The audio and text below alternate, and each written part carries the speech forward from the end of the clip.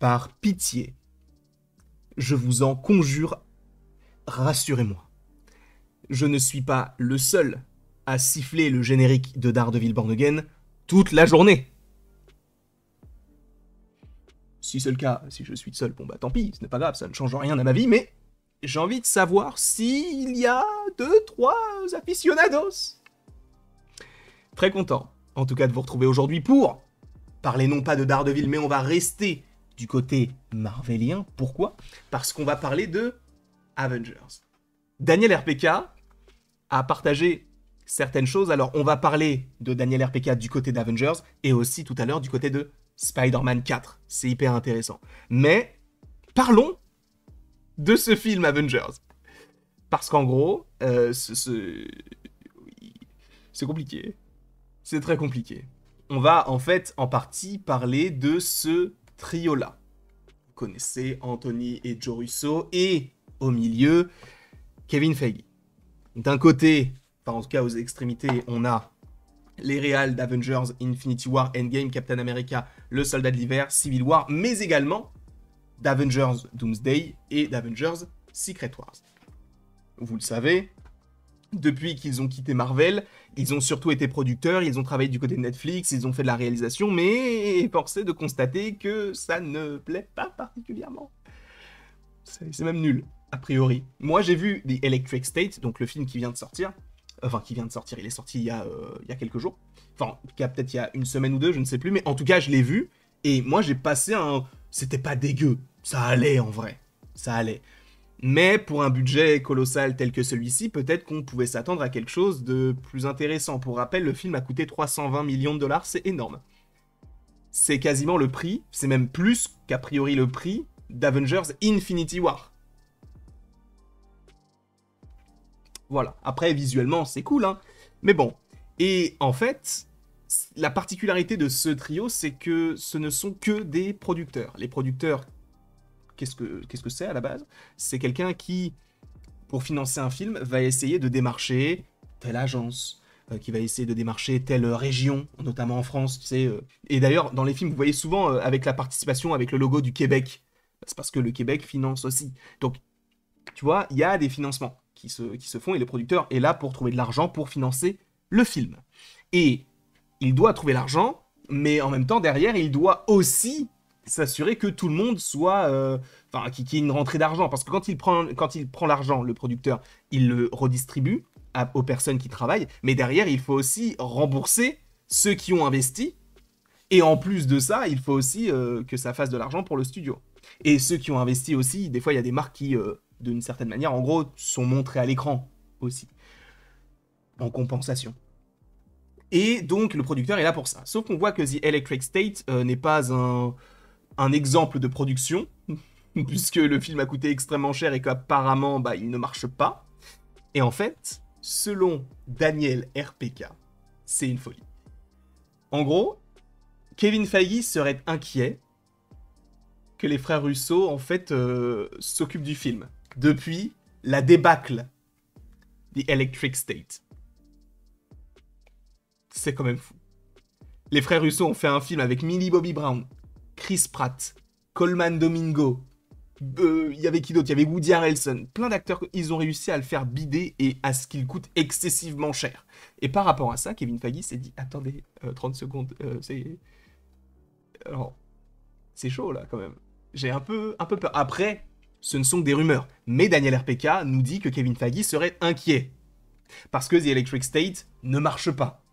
Et sachez que ce n'est pas la première fois qu'on entend ce genre de choses, puisque je vous rappelle que, à la base, même si ça a été modifié, le prochain James Bond aurait dû être Aaron Taylor Johnson.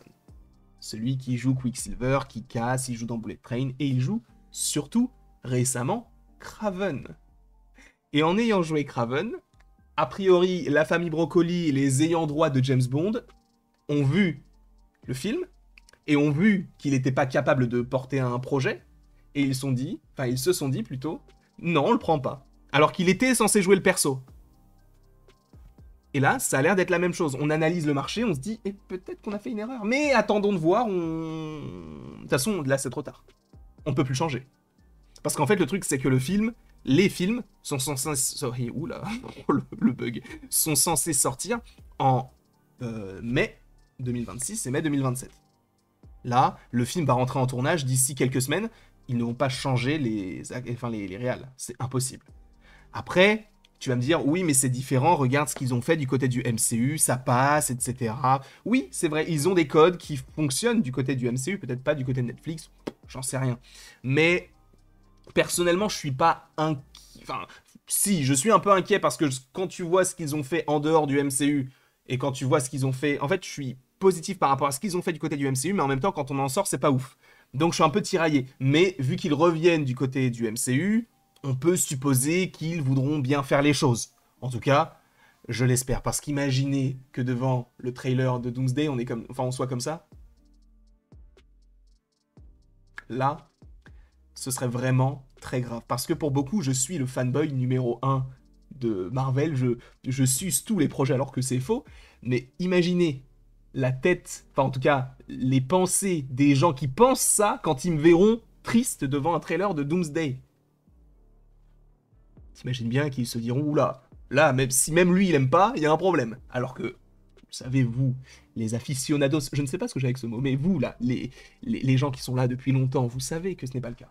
Vous avez vu les critiques de Quantum Mania, vous avez vu les critiques de Thor Love and Thunder, on n'est pas là pour parler de ça. En tout cas, voilà ce qui s'est dit, sachant que ce n'est pas terminé. Il prévoit, donc Kevin Feige, vu l'ampleur des dégâts de The Electric State, donc il prévoit de superviser de près le projet en s'assurant que le scénario soit parfait et que tout se déroule comme prévu. Donc en gros, là où Kevin Feige aurait dû lâcher du lest, et c'est ce qu'il faisait depuis quelques temps, notamment sur Doctor Strange, on a senti qu'il avait plus laissé la place à Sam Raimi. Ça avait été aussi le cas pour Chloé Zhao avec Eternals, mais pour le coup là ça n'a pas marché. Ça avait été le cas pour Shang-Chi avec Destin Daniel Cretton, et là pour le coup ça a marché. Mais là, il se dit, on était censé leur laisser un peu de liberté, tout ça. Non, là c'est mort. Parce que si on leur laisse de la liberté, ça va être compliqué. Donc on va revenir peut-être à un schéma similaire à ce qu'on avait du côté d'Infinity War Endgame. Eux en réal, possiblement producteur, mais surtout Kevin Feige qui est derrière pour superviser tout ça, pour ne pas que ce soit trop gros ou qu'il se passe des choses qui ne devraient pas se passer. Donc oui, on peut avoir des inquiétudes concernant, pour l'instant, la production du film. Peut-être que le film sera génial et sincèrement, c'est tout ce que j'espère. Sincèrement. Donc on verra. En tout cas, merci beaucoup à vous d'avoir été présent devant cette vidéo. N'hésitez évidemment pas à l'aimer, à la partager, à la commenter, à vous abonner. Vous faites ce que vous voulez. Et sachez qu'il va y avoir du coup pas mal de vidéos aujourd'hui. Il y aura une vidéo normalement sur Shrek 5, une vidéo sur Spider-Man 4 et normalement ce soir sur Twitch en live sur Objectif. L'émission Pop Culture. Voilà. Bref, la bise. Et encore une fois, merci beaucoup à vous d'avoir été présents, comme d'habitude. N'hésitez pas à me dire ce que vous pensez de tout ça. Est-ce que vous avez des inquiétudes, vous aussi, concernant cette annonce, entre guillemets, cette rumeur-là? Dites-le moi dans les commentaires, j'ai vraiment envie de savoir. J'ai oublié d'appuyer sur le bouton.